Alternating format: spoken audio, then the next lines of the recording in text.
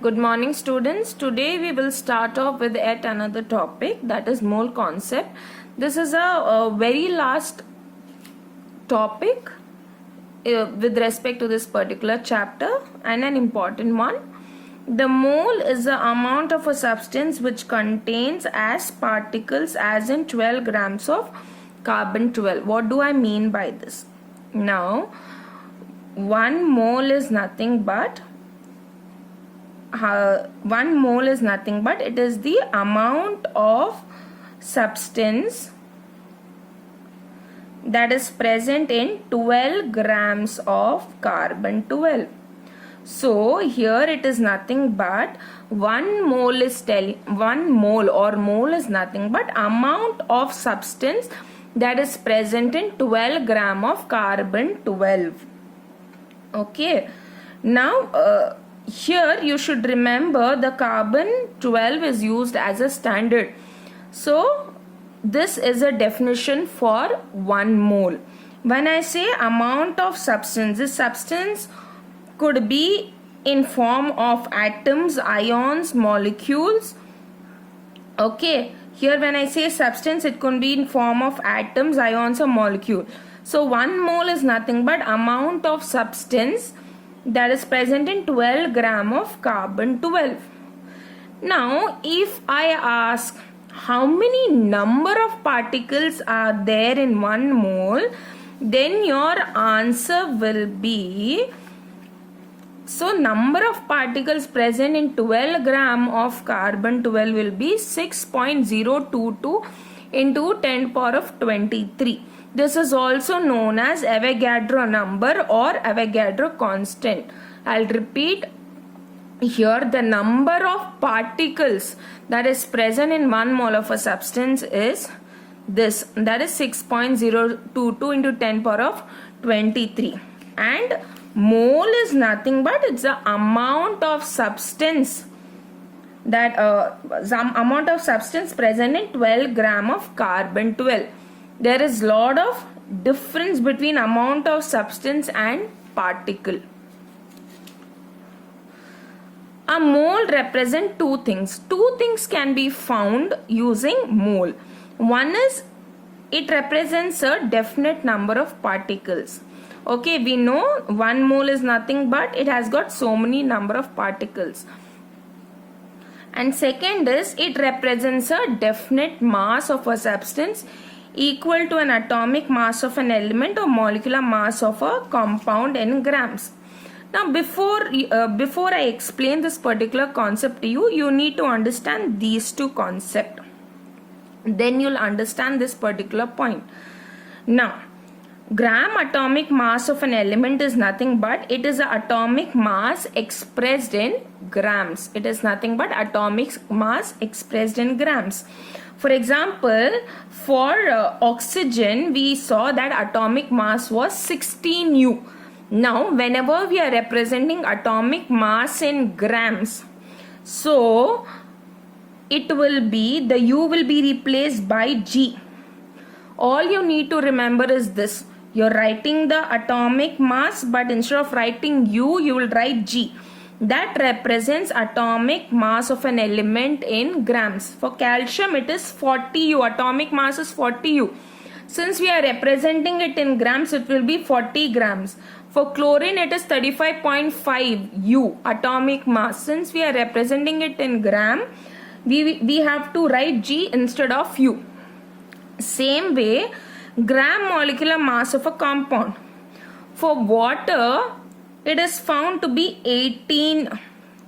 Okay, since it is 18 grams, since we are expressing it in gram molecular mass, definitely it should be represented by G. Otherwise, it will be U. If you are just talking about molecular mass, you have to write U. But if it is gram molecular mass, your answer should be in grams. You are representing it as 18G. Now, what is the meaning of this second statement?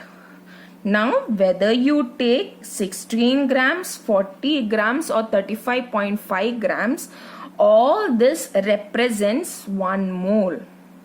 So, gram atomic mass of an element is nothing but it represents 1 mole. Even molecular mass of an element represents 1 mole. So 1 mole. But what is the number of particles in these substance? It is 6.022 in 10 power of 23 number of particles.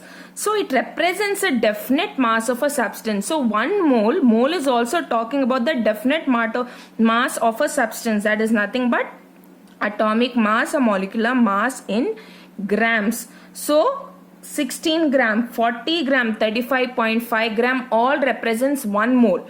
But number of particles is different. It is 6.022. All these have so many number of particles. Okay, but their atomic mass and gram molecular mass will be different. If you have understood this concept, we will be working out few more problem in the next class, but this concept should be clear to you. These are few of the formulas. You will understand it when I'll start working out the problems. For now, just be clear with the concept of mole. Now, what does a mole represent? What is Avogadro number, gram molecular mass and gram atomic mass or atomic mass in grams? Let's look into the few of the problems. If 4 grams of sodium carbonate reacts with 10 gram of hydrochloric acid, it results in the formation of 2.5 gram of carbon dioxide and 11.5 gram of sodium chloride solution. Show that these results are in accordance with the law of conservation of mass. Now, whatever is written in form of a sentence, I have represented in form of a word equation. Okay, then below this I have written the values. Now I need to just prove that the sum of the reactants is equal to the sum of the products. What do I do? I'll find out the total mass of the reactant. It is found to be 14 gram. 4 plus 10 is 14. Same way over here, total mass of product, when I calculate, I get 14 gram. So the mass of the reactant and products are same. So this shows that it is in accordance with the law of conservation of mass. It is very simple. If 12 gram of carbon is burnt in presence of 32 gram of oxygen, how much carbon dioxide will be formed? Again, very simple. When we are writing this sentence in form of an equation, carbon, it is 12 gram. Oxygen, it is 32 gram. And it will form carbon dioxide. We have to find out how much is this. So by the law of conservation, we know that we need to add up these two. Then we will get the mass of the product, that is 44 gram. Next, carbon dioxide always contains carbon and oxygen in the ratio of 3:8. I told you this is according to the law of constant proportion. Now, carbon dioxide and oxygen combine in the ratio of 3:8. If a sample of carbon dioxide contains 36 gram of carbon, what is the amount of oxygen present? Now they are telling combining ratio is 3:8. So 3 grams of carbon is combining with 8 grams of oxygen. Now they are asking, suppose if a sample of carbon dioxide contains 36 grams of carbon, what is the amount of oxygen present or how much oxygen should combine?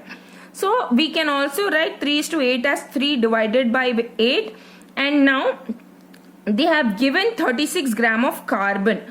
Now oxygen, it is unknown. We need to find out. Then what do? We cross multiply and we get 96 grams.